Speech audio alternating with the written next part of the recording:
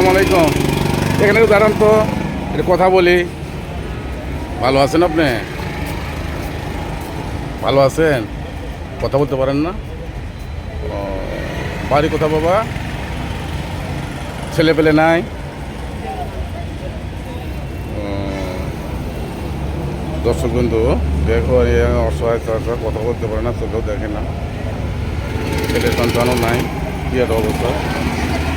কি শোনাবো আমি, অনেক কথা বলতে পারছেন না। আপনারা দেখছেন অসহায় একজন চাচা, কি একটা অবস্থা দেখুন।